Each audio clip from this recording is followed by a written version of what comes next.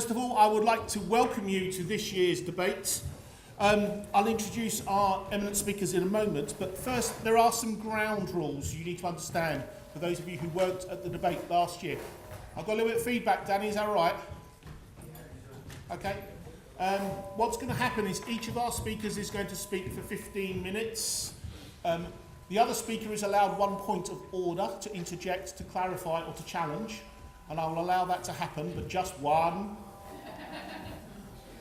Then the other speaker will speak again for another 15 minutes. Same point of order will be allowed. After that, we will go to the audience for questions. Can I ask you, please, because in the interest of the debate, we want as many short questions as possible. We're not looking for your theories on the subject, we're just looking for your challenges. We'll have 2 people with mics, and they will roam, as they do, and the point will be is that they will take the question from you. Think of your questions about the length of a tweet, okay? And that way we'll take 2 or 3 questions at a time and then get the panel. If you want to target your question at an individual, please do so, but otherwise I'll ask both people to respond briefly when they can. I'm still getting a lot of feedback, Danny. Do you want to? Yeah. It doesn't matter while I'm speaking. We want to fix it before they are.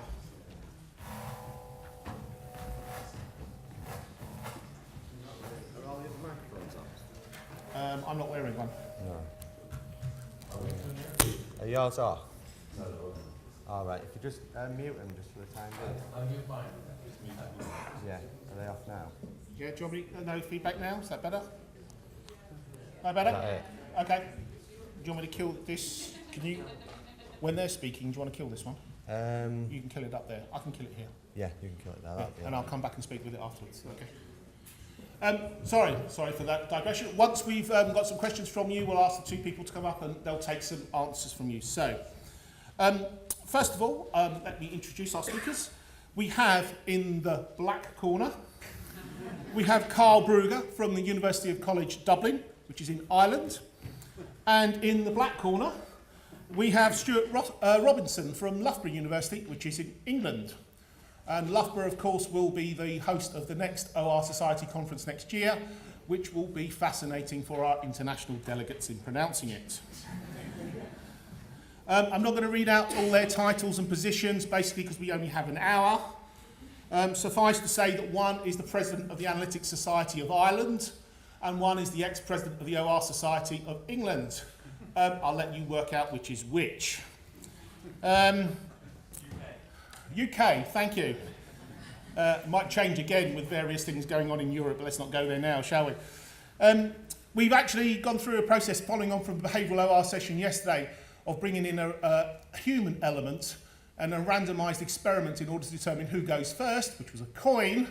And what we've decided is that Stuart will start the proceedings. Stuart, over to you.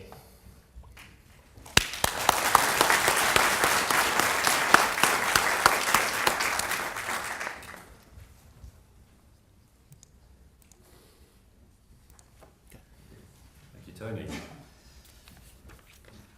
So the future of OR is analytics. My answer to this question is a resounding no. My honourable opponent shall mistakenly say yes. I shall let him respond to that in a little while. What I'm going to do is just look at this and explain my reasoning by looking at the problem from three different angles. First of all, what I want to do is point out and look at the definition of OR analytics and compare the 2 areas to understand what the relationship is between these 2 areas. I'm then going to move on to explain why I believe very strongly that analytics is a temporal idea and that it will fade away. And where I'll finish on a more positive note to think about how we as OR people should therefore respond to the current excitement that there is around analytics. So let me start with a definition of OR. This is in fact the truly great society's definition, the OR Society of the UK, unless you do know something about government policy that's happened since the debate started. Operational research is a discipline of applying appropriate analytical methods to help those who run organisations make better decisions. Quite simply, it's about the idea of using analysis to help improve decision making. If we look at a particular definition of analytics, and this from Davenport and Harris from their book in 2007, Competing on Analytics, they describe analytics as the extensive use of data, statistical and quantitative analysis, explanatory and predictive models, and fact-based management to drive decisions and actions. In simple terms, using analysis to improve decision making. And therefore, from that, we conclude there is an extremely close correspondence between these two titles, these two fields. And indeed, one of the issues I have around the Davenport and Harris book is I strongly believe it is a book on OR. It just doesn't say that it's a book on OR. I'll say more about Davenport in a little while. But that was in 2007, and if I start to look at and understand the way in which analytics has evolved from that time, I strongly sense that there is a much broader sense as to what analytics is about. And many of you will be aware of things such as Google Analytics. I'll show you an example of that in a moment. And the broad use of the term analytics really meaning just the general use of data and summary of data presenting information to people. So I decided to turn to the true oracle of all things, which is Wikipedia, which describes analytics in this sense. Analytics is the discovery, interpretation and communication of meaningful patterns in data, especially valuable in areas rich with recorded information. Analytics relies on simultaneous application of statistics, computer programming, and yes, great, they say it, though the American version, operations research to quantify performance. Analytics often favours data visualization to communicate insight. It suggests a much broader sense as to what analytics is about, and to me actually says that analytics is a broader field than OR in its own right. Another term that we'll talk a little bit about is data science, and just to say for the moment that data science is described as the extraction of knowledge from data. And what you'll see is missing from that definition is any sense of decision making. So it is quite different in that sense to OR, certainly the motivations of OR. One way I think of comparing these fields is to think of a continuum where we're taking data, generating information out of that data, developing knowledge, and ultimately helping in decision making. And if I look at that continuum and say where do analytics, OR and data science fit, it seems that data science is very much on the data, information to knowledge focus of the world. Analytics, a lot of it overlaps with data science, but it does stray, according to Davenport and Harris, into the decision-making area, while OR largely focuses on the generating knowledge, learning, and on decision-making, albeit that it has to, of course, take data and generate information from it. So from this we start to see that there is some difference between these fields in terms of the way that they relate. Many of you will have seen this diagram before from the work we've done looking at the analytics field and how it's developing and developed. And the way in which we see analytics, which you see at the centre of this diagram, is that it is the bringing together of three key areas: technology, quantitative methods, and decision making. And within each of those fields are underlying disciplines that help to develop those fields. So in technology, we're thinking about electrical engineering, computer science. In quantitative methods, maths, statistics, econometrics. And in decision making, psychology and behavioural science. And going back to this point that OR is a subset of analytics, we very much see OR here as the coming together of quantitative methods and decision making. Go back to the definition, the use of quantitative methods to drive decision making.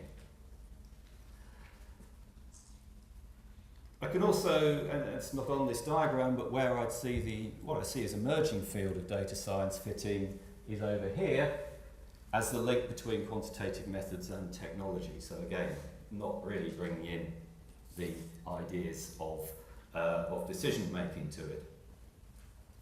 Now, as we look at that diagram, and I've shown it many times, most people seem to find it a good way of explaining the field that we're in. What we started to recognise is that this idea of working with technology, quantitative methods and decision making is a paradigm that has existed for some time. I'll say more on that in a moment.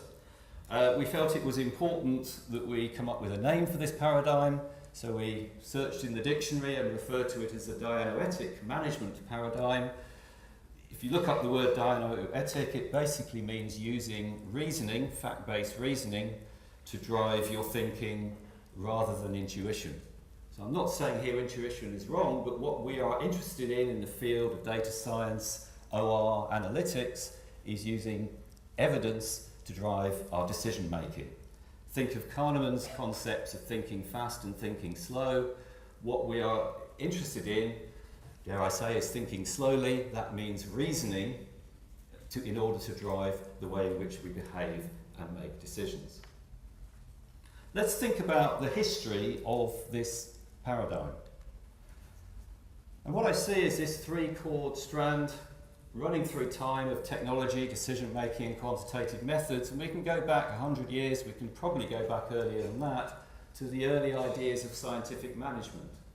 Moving to an era of the scientific method, moving to perhaps the heyday of operational research into the 40s, 50s and 60s, through to management information systems, decision support systems, business intelligence, analytics, and arguably, I'll say in a moment, data science. What we see is that through that history, there's often some form of shock to this paradigm that moves it forward. So it doesn't change the paradigm, but it moves it forward. So for instance, the scientific method was really driven by the development of statistical process control methods. OR, huge development in that came from the development of ideas around linear programming. Management information systems developed out of the availability of mainframe computers, and decision support systems out of the development of the personal computer.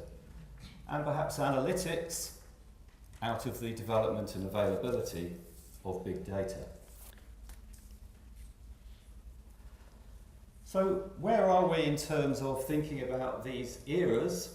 And this is my argument that analytics is just an era within this history, as are any of these other fields. Well, we can think of these eras as basically using the standard life cycle curve for any form of product or idea. And what we actually see looking back at that is typically any of these ideas lasts for roughly 20 years and no more. Going through an introductory growth, maturity and stabilisation and then a decline phase. So let's use a bit of Google Analytics to see where we are. Excuse me, sir. Yes. Could I make a challenge? You may. There seems to be an assumption of the Dianetic about rational and thinking slow, that it's going to be an era as before, an era of measuring relationship between things. What about measuring relationship between people and the construct that people make? And maybe a new era. If I go back to the way in which particularly OR has developed, then there was a very strong recognition in the 1980s, late 70s and 80s, of the failings of OR as a field, in that it focused primarily on mechanical systems, so particularly on mathematical relations and optimization. And we saw out of that grow a very, very strong development in soft OR, which was about bringing in the human relations into the way in which we practice OR. And indeed, I think what we're seeing now in the way in which we're using big data, and that is entering into the OR field as well, is interest in the human side. So particularly when we start doing textual analysis on social media data, that is a way in which we're starting to bring the human side in. And of course, the recent developments in behavioural OR are also examples in the way in which we have moved OR as a field beyond just thinking about relations between things. So certainly I fully support that we need to actually identify relations between the human side of what we're doing as well as the mechanistic view of that. Thank you for, just as I was getting to the big point, disturbing my flow. So what was I saying? So, a bit of Google Analytics on the term analytics. Remember what this curve looks like? 12, 13 years of analytics, it looks rather similar to the curve that I just showed you. And interestingly, what we're starting to see is what we might see as a decline. It's at the beginning of the decline phase. And of course, what this is doing is telling you how much people are searching for the term analytics. We have to be a little careful in our interpretation of that.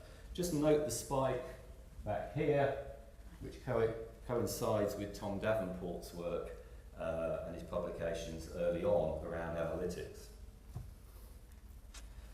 To look at data science. That would suggest to me that data science over the last 2 or 3 years has really started to pick up some traction. If I scaled these together, I will admit that this is way below the searching on analytics, but it still has some traction and is starting to grow, which suggests to me that this is potentially the next era in the dianoetic management paradigm. So what should we do in response to this? Well, the way I see the world is that we have a series of sub-disciplines in purple at the top which make up the dianoetic management paradigm. These disciplines exist in their own right and have their own customers, but actually do well when they coalesce and work together within the broader paradigm, the green at the bottom.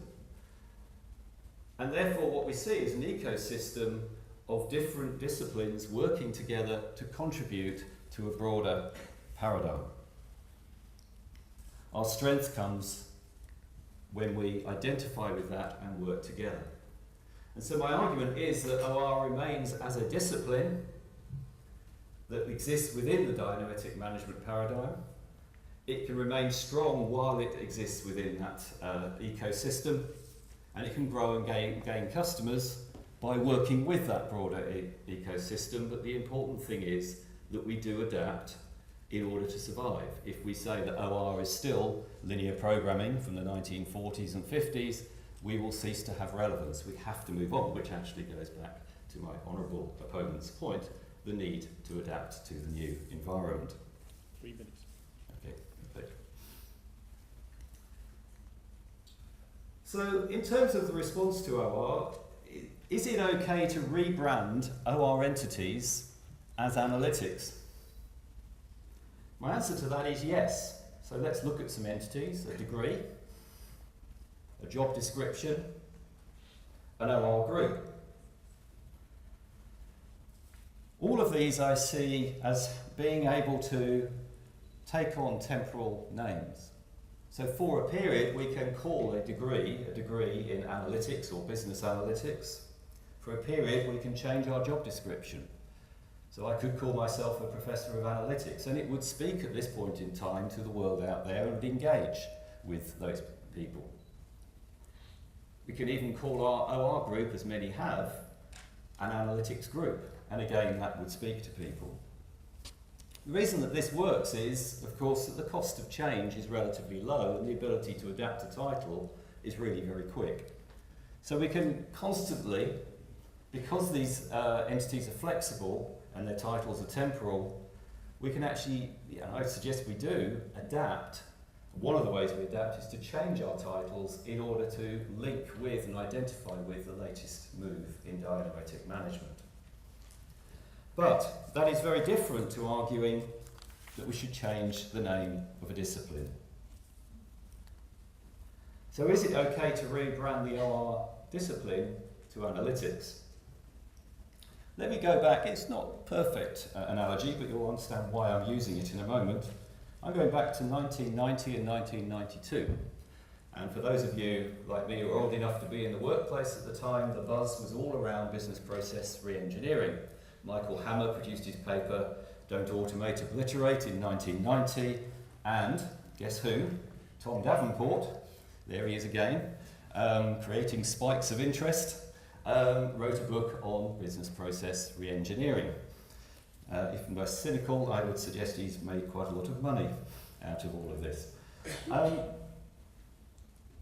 I was part of debates at the time that said, should we change what we call what we do to business process re-engineering or business process modelling? What would have happened if we had actually done that?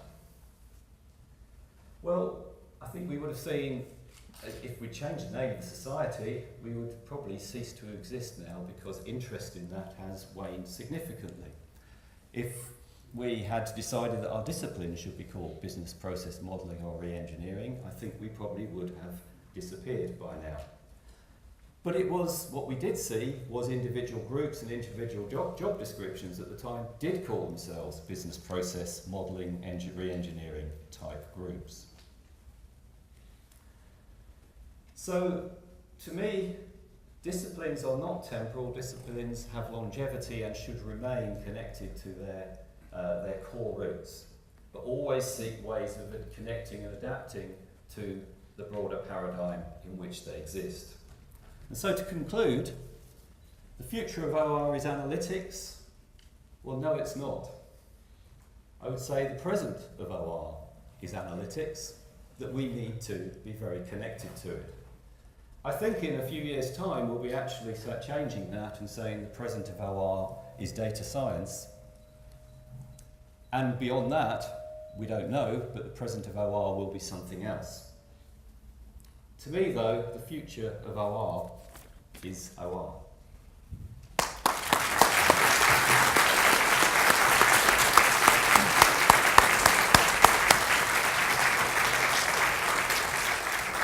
Can I remind you, if you do have any questions, to make a note of them now, and we'll come back to them after we've heard from our second speaker. So without further ado, can I ask Carl to come up and respond? Okay.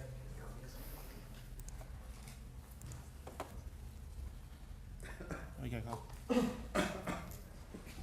Thank you. Delighted to get this opportunity to talk to you. Can you hear me okay? Yeah, very good.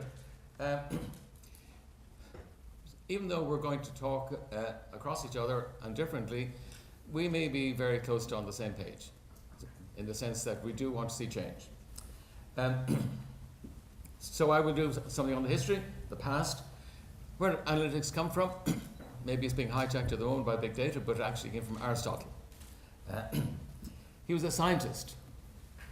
He focused more on things than on people, which is what I want to talk about. OR, the same, focuses more on things than on people. Big data, the same. So I don't see big data as going to take over, whether you call it computer science or data analytics. But it is true, and what my honourable opponent says is true. It is encroaching, and it's not a good situation. Big data is encroaching on OR. They have got so much of the funding, that's the problem. We have tried to innovate. My honourable opponent is Professor of Management Science, and so management science incorporate management functions. Management practice, this is important. Nearly half the people who came to this conference, I don't know if they're all here now, were actually practitioners, are practitioners rather than academics. And this is where the future is for me. What is necessary for practice? They're concerned with bigger pictures, strategies, goals, decision making. So I'd say the future is about how people make decisions. It's about the management practice community. They want more emphasis on bigger things, decision situations, scenarios, processes. And so I come from a mathematics background. We set up a management science degree, which is basically an OR degree. We then converted it, but essentially it was about good maths, computer programming, doing all these things. But it's actually out there, and the people coming in on our program, they actually want to do all this, and they already are interested. They want to apply to large scale situations. So we can't avoid the encroachment. But what I'm suggesting is this community is at a high point in the community. Most such conferences don't actually have such a high proportion of people who have a lot of experience and who actually are working in practice. And this is an opportunity to actually move the community into practice. But it involves taking account of an analytical approach to how people make decisions. So, decision analytics. Point of order? Sir, before we get into... Well, yes, sir. How is what you're suggesting different to the work that's being done in behavioural OR? I think that to answer that question, it would be good if you were at the panel, the big behavioural OR panel, or to to listen to some of the comments. Behavioural OR is being taken into account in the sense of theories from sociology, theories from psychology. I think there is an issue about who we are and what we are about. We're about modelling. We're modelers. People in sociology and psychology are not modelers. A lot of the theories that they have, they're not very robust theories. And to take those into account and just feed them in to our to what we do, taking account of them is not actually solving the problem, ultimately solving the problem of practice. So I would suggest, as Jeff Royston said when this was started off a few years ago in Exeter, yes, it was a good start. We've made a good start, but I think we haven't actually made a substantive start. So, one of the questions by dealing with something, a challenge like this, is what's the difference between us? I'm going to use human relationship modelling or decision science or decision analytics to actually put my case. And here we have a model. First of all, on the right versus the left, planning versus pudding. Predictive analytics versus prescriptive. That comes from Mike Trick, who is president of IFORS, so it comes from the US. But just look at the top left. It actually came from Aristotle, prior versus posterior analytics. Look at the top versus the bottom. Place versus people. Place, things, people. My argument is that we are missing out on half the decisions if you don't take account of how people are making decisions. We should be not stuck in the top half. And the third one, personal versus position. So you get a neat point here. Personal is the consultant who is interacting, engaging with the decision maker. The positional is the person who just goes away and builds the black box. So the personal one is more the white box. So let's just look at what this produces. 8 questions. What can the data tell me? That's the first one. That's big data, and it is being done very, very well. They will really encroach. The next one, where it is going. So it's a personal sensitivity to what the data means and where it is going. That's OR. Unfortunately, and we're in this era, but maybe we're in that era will just disappear, but there is a next era, which is who is deciding the decision maker's criteria? And I will focus everywhere on practice, because you have to see about practice and then about the people that you're working with and working for.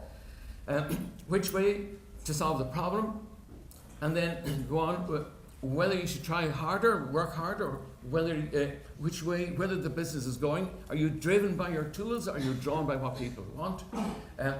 When to change my approach, my strategy, and finally, if I use analytics, is it important or not? So this is a broad framework. Now I'm going to suggest using it as a tool. If you have an open-ended question, just throw the question, what should be done to actually solve the problems of this community? Then people, without any tool, without any bias, can answer that question. I put that question at a workshop in Exeter 3 years ago. Where do you think the answers lay? Because you're talking about open-ended, so people really say what they believe. It turns out that most of the answers are down in the people's side. We need to be more responsive to people's needs. We need people. There should be more valuing of what we do. The one anomaly is up in the top left, which is somebody needs to do something. Really, most of it was about making connections into human relations. So that's an application of decision analytics to this. When I was mulling over this, and I said, how do I actually get you to the idea of moving to a new way of thinking? I said, well, this is a decision problem. At the end of this, you may have a vote, or you may tacitly decide, I think one of them was nice and the other one was great, but I don't really believe it. How are you going to make the decision? Are you going to apply OR tools, linear programming, queuing? How are you going to make the decision? You are going to use human relations to actually make the decision. So I modeled it as one would, and I did check at the very back to see the bottom line, and it seems reasonably okay. So would you want to do this? You are the community. You are the best group of representing this community. Would you want to do this? Would you want to extend modeling beyond things to human relations. Would you want to? Would you like to? Would you value it? Some of you are going to stop at the first line and say, no, I enjoy doing what I'm doing. I don't want to do any of this thing. This is all very, I really love LP. I don't even love the simplest method. I like the XY method. So does it want to get involved in sending modelling? You might just say, definitely not. It's a multi-criteria question. Actually, there are weights for all of these at the high level and the lower level. Does it want to move the OR community into a new area and encroach on HR territory? I'll be able to say, oh no, I hate sociologists, couldn't touch them. I'm presuming I'm insulting any sociologists here, because when the question was asked, many are academics, many are practitioners, nobody asked how many are people coming from sociology. Does it want the effort involved in using OR and HR modelling to define problems in practice? Yeah, the practitioners want this, but do the academics want it?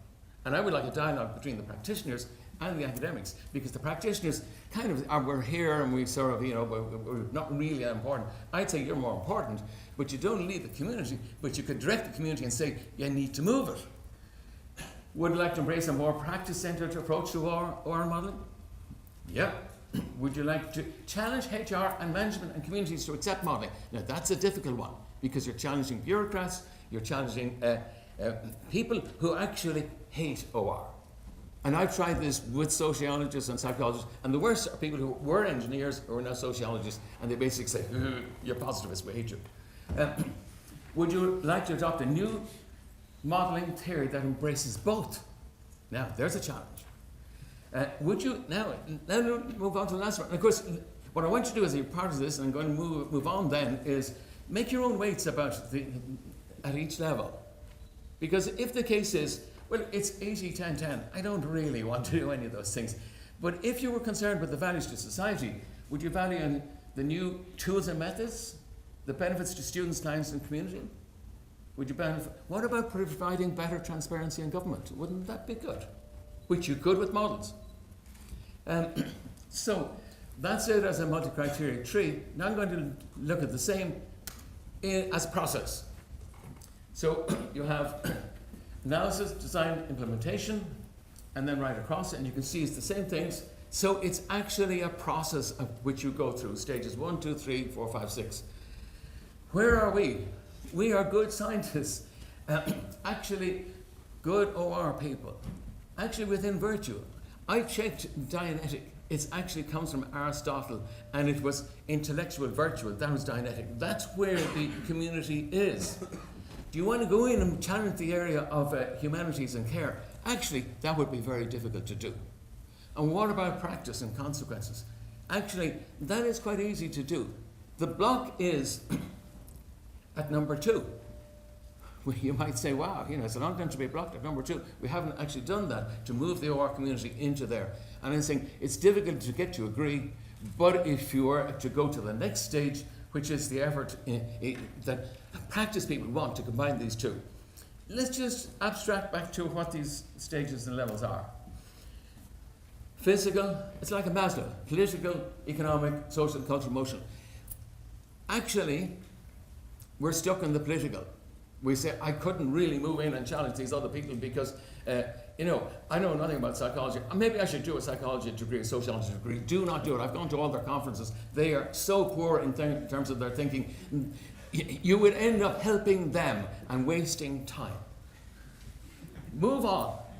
Move in and think of it in terms of duty, care, and consequences. It's going to be very hard to care.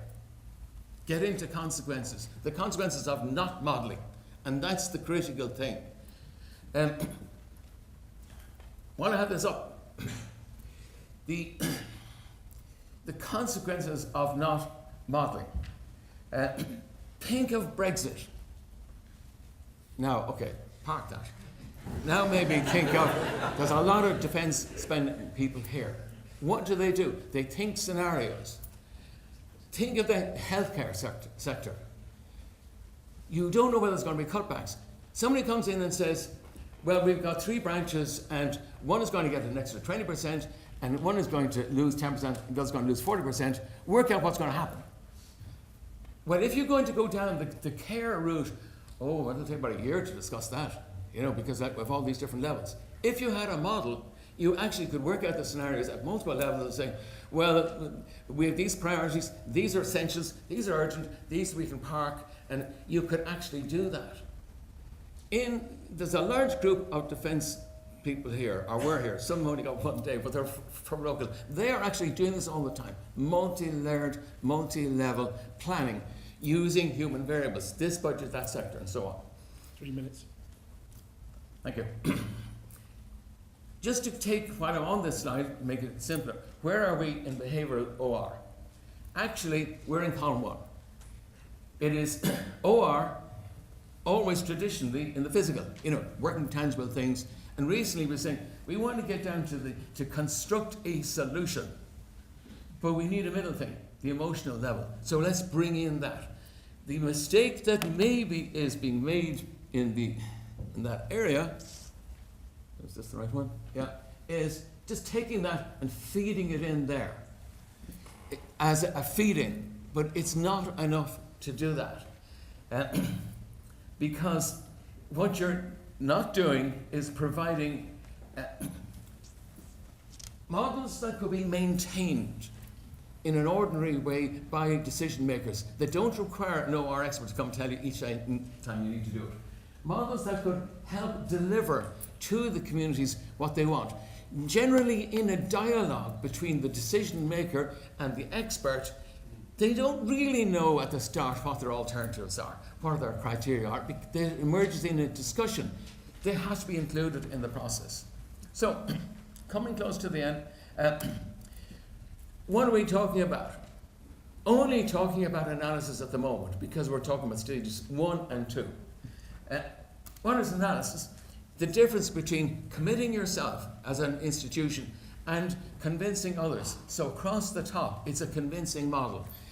You know, so to fully flesh out your commitments, you should actually go through these stages, which means yes, you should be virtuous, do your duty, do good science. That's the core. But after that, you should care. You should bring it out to the decision makers, to the clients, the people affected, the citizens.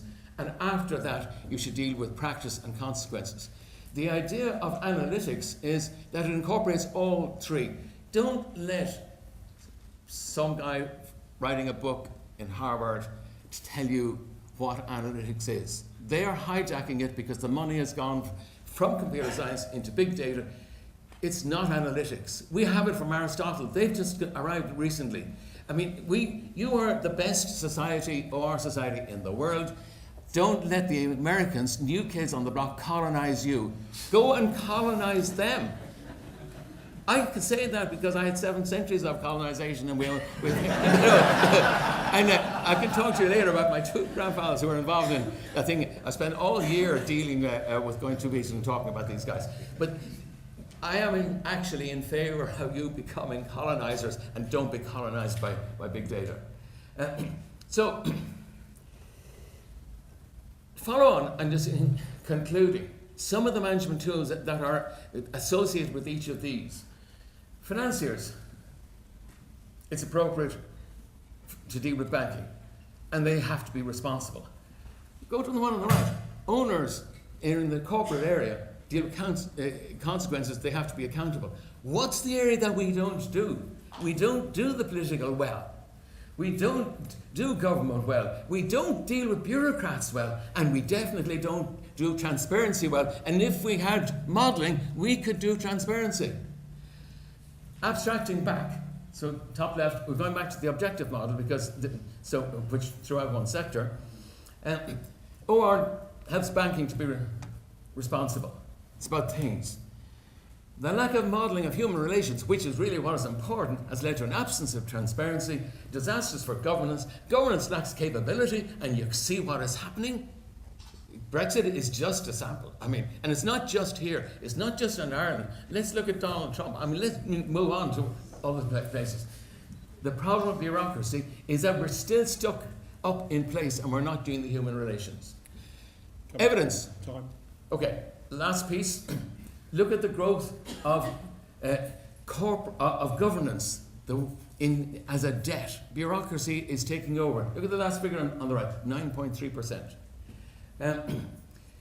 Okay, we're going to leave it like that. We have the ability to do it. You have the training, you have the experience. It is fantastic, but you have to move. Let's start a new era. Let's go for analytics. Forget the Americans. Thank you. Thank you, Carl.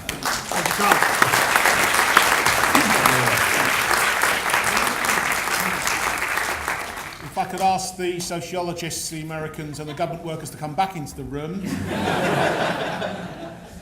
Carl, do you want to stand on my right? Yeah. If you could indicate, we're going to try a novel approach now to actually for the questions. So we're going to do something different. Could you raise your hands? Right, we have lots of questions. Good. We'll start over there with one microphone and one over there with the other one. So can you go there? I'll take those two questions and that one there, please. Ting, ting. Stephen Lusek, NSC. Decision analytics.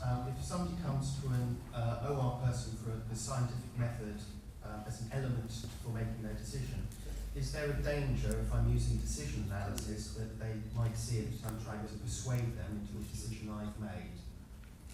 Okay, hang on, we'll take the other one as well.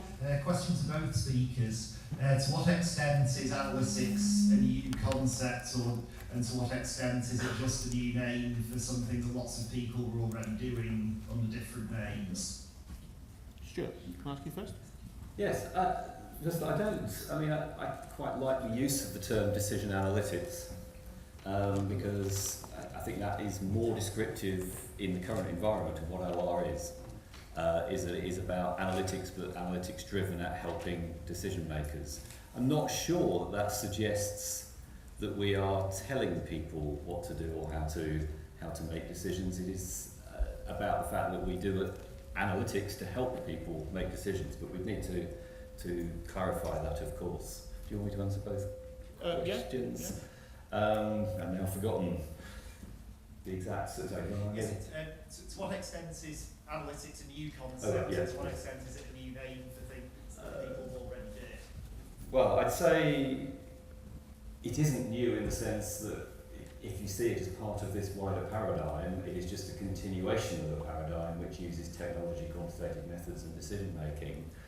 But what I do see is different, and what has given it traction is the development of initially much larger data sets within organisations, and of course latterly the growth of big data, particularly through social media and the internet. And I think that has shifted the potential and the way in which we have to address issues using data. So it gives us a huge amount more potential and the need for new methods to deal with volume and velocity of data that we're now facing. So it is a movement on rather than a completely new concept. Carl, do you want to respond quickly? And another show of hands while waiting. So the first question, could it be misused so as to try and persuade people? It is about transparency. So the more people are openly understand the question and the problem, then the more they will be able to retain ownership. As regards to the novelty, yes, it is new in the sense that with the internet, with good publishing worldwide, we now can see regularities and patterns in decision making, and we can actually understand these variables. It's not gobbledygook, it's not social science. We can actually understand it. So yes, it is new. It is a new way to manage. Okay, where was it? There, and said that, and then we'll go over there. Yes, Chris Pinellard from Atkins. A question for Stuart. You rejected analytics as a name for our profession on the grounds that it's temporal, but on your timeline the same applies to operational research. So surely the logical conclusion of your argument is that we should be changing the name to the Dynetics Management Society. Okay, I'll take one over there as well. Both of our presenters have talked about Aristotle, and of course Aristotle considered that the good, achieving the good was by achieving your purpose. Now, do the two presenters think that the future for OR as analytics will help us to achieve our purpose, and what might that be? Okay, Stuart, if I ask you to take the first one, and then I'll get Carl to take second. Okay. Yes, a very good point. And I think what we see emerging when you look at those eras, as I would refer to them, is actually that some of them have morphed into disciplines.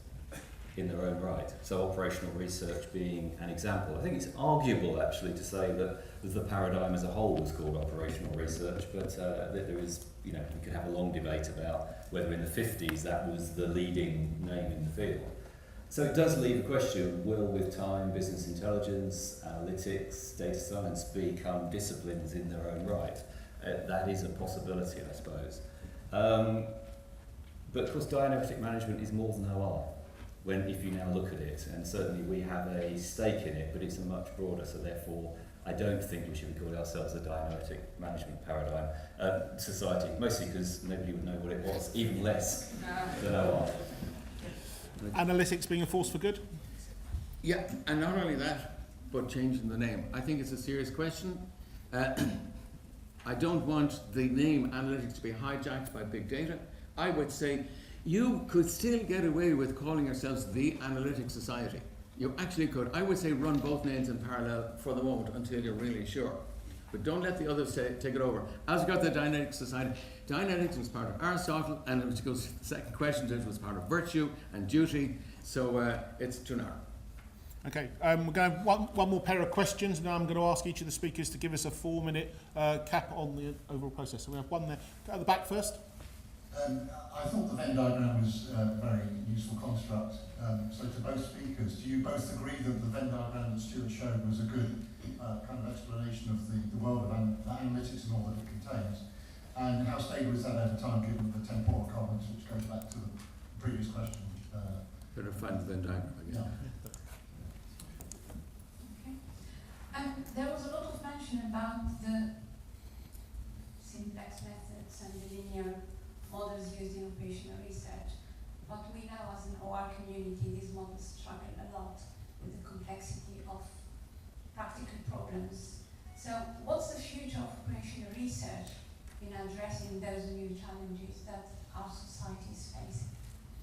Okay, so briefly, what's your views of the Venn diagram? Stuart, I assume you like it. It's brilliant. Look, all such simplifications have their limitations, but I think it helps explain. I find it very useful just thinking about how fields interlink and the role of OR within a broader area. Will it change with time? Is it stable? I wouldn't say it's unstable, but it will change, I'm sure, with time. Particularly, new fields will emerge, new disciplines will emerge that can interlink to what we're doing. Indeed, if we see the sense of we should be multidisciplinary, then why shouldn't we be bringing in new fields and actually adopting them within that wider paradigm and identifying who we can work with? Slightly different view on my honourable opponent's Venn diagram. The little place white on the black in the middle, I would call that big data, and I would have analytics and a very big one that takes all of them into account. Okay, and then there was the one on techniques that are complex. Do we need to adapt in terms of the models that we've got in order to meet the future challenges that we're facing in OR? You one? Okay. The techniques are good. I would say I would have my own Venn diagram. The core is science. You then go out to relating to others, and then out to the world beyond that. Don't drop the core. You need the core. But we're not putting it to practice in a proper way. And we're certainly not doing it in modelling what is happening in sociology, in bureaucracy, in all of those areas. I would love to do that second, but I think that's going to be a big ask. But definitely you must keep the core. I think I have a concern that this is actually drives from the fact that there is a divide potentially, and perhaps a growing divide between academia and practice. And particularly in academia, the tendency is to develop algorithms and develop more complex algorithms for more complex problems without actually stopping to ever think about decision makers. And I do agree with Carl's point here, is thinking about decision makers and what helps them to make decisions. And I think one of the problems is because we generally believe that decision makers are rational, we believe that if we create a better, more complex, closer representative model, which takes twice as long to build and is twice as hard to put together, that they will believe us more. And then when they don't believe us, we think the answer is to make it even more complex. And we do need to go back to decision making and understanding why is it that a decision maker will adopt a model and actually take the answers from it. And I would rather spend a day with somebody and get a 10% improvement in their system, their process, their problem, than try and spend 3 months working on a very complex model, and at the end of it, albeit I might have given them 50% improvement, they're not going to believe me. Okay, thank you very much for your questions so far. I'm going to give each of the speakers a chance, 4 minutes, just to close and summarise the arguments so far. But please, I'll also ask you to carry on the debate with your colleagues and them in the bar, over lunch, and any other opportunity you get. Carl, you have 4 minutes. Okay, you might get back to mine. Right?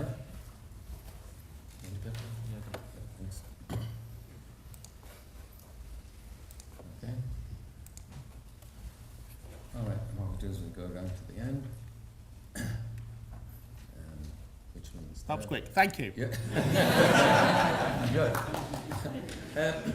Okay, this is my conclusion. I'm going to work back, and there's a reason for working back, if you like, but critical thing, sociologists, psychologists, linguists have neither the methods nor the training, particularly the training and modelling, and we shouldn't undervalue what we have. Are you modelers or what? I think you are modelers. This is my point about bureaucracy going mad worldwide, not delivering and costing more. And what are the solutions? And we are producing the wrong solutions. And the encroachment issue. Okay, the issue to do with transparency, very important. If you were to say, where do we want to get to? This is a process. We should get to stage 9. And what is stage 9, or level 9, whatever you like to call it?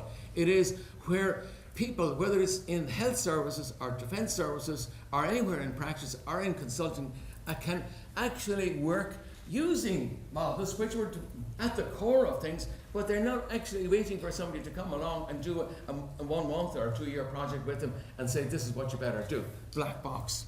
White. We want white box. We wanted the models to be so transparent, so usable, that they can be usable for maintaining good decisions in practice. So that's stage 9. Go to stage 8. Where would we like to go to? Which we are a long way from. The decision makers, the others involved, that we should be caring for. These are the clients, the people on the ground who may be peripheral in this. They don't know what they want at the start. They have some idea of their values, some ideas of their alternatives. It's a long discussion between them. What happens is the thing gets handed over to the OR person who comes back and says, do that. I've been on a lot of practice sessions, including a very good practice session just now on OR public service. It's all about a dialogue. It's all about informing and empowering. So if you're using a serve-qual mechanism, the bottom line is about empowering people, technically empowering people to relate to their problems and empowering people to relating to their situation. It's about empowerment. We are so far away from there, but we need to get to there. How am I doing by 4 minutes? You got a minute? All right. Just going back up to the difficult diagram that was there at the start, the one point I missed out, I'm talking about up at the very top, the why and the what. Because the what is the most broad question, what should we be doing? And then why should we be doing SWOT analysis? Strengths, weaknesses, opportunities, and threats. Your strengths are not because you know the simplex method. Your strengths are that you're modelers. Your weaknesses are you like to stick with modeling things, not dealing with this messy stuff, the people stuff. What's the opportunity? You're such a society, but you could go into decline, especially when big data comes trundling along and is going to kick you out. And all they're doing is modeling physical stuff using neurons and ants and stuff like that. I know that because my colleagues do it very well. What's the threat? That you won't believe that the opportunity is here and that you could take it. You have to take it, you have to grasp it, because time will run out. Thank you. Thank you very much.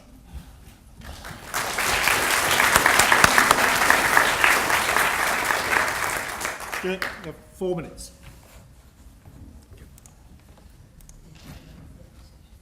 Nice diagram. I've done this up because I like it. Analytics is a great opportunity for OR, and I think we're agreed that it does provide that tremendous opportunity. I suppose my question is, having listened to my honourable opponent, is does analytics actually address the human element as you suggest? And from what I see as analytics as it's practiced in the world out there, I'm not convinced it does so any more, in fact, than OR. And indeed, one of the failings of analytics is it doesn't have the same strong sense of methodology approach that OR does. And one of the things that in OR we can offer to that world is a much better understanding of how to manage analytical projects than the relatively new analytics world provides. One other concern I have is that we might want to redefine analytics and say it should be this way or that way.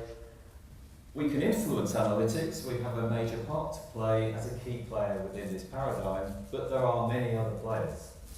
And it is very difficult for us, therefore, to argue that we can lead this field or define this field of analytics. So I see us as having an influential part to play, but not actually, within all the noise that goes on, being able to actually define and direct this field. So analytics is a great opportunity for OR, but I am pretty convinced it's going to fade, as other eras in the dianoetic management paradigm have faded away. And indeed already there is evidence that we're moving towards the description being data science. One question that remains unanswered and will only be answered with time is whether analytics itself will at any point become a discipline in its own right.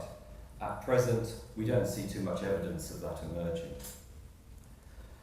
So, for me, because of this, because analytics is temporal, it is vital that OR both maintains and develops its identity as a field.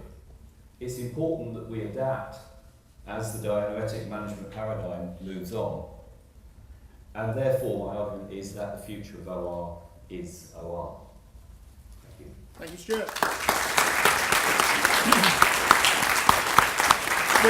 Please carry on clapping with thanks to both of our eminent speakers here today. I'm sure the debate will continue. Thank you very much for your time. Thank you.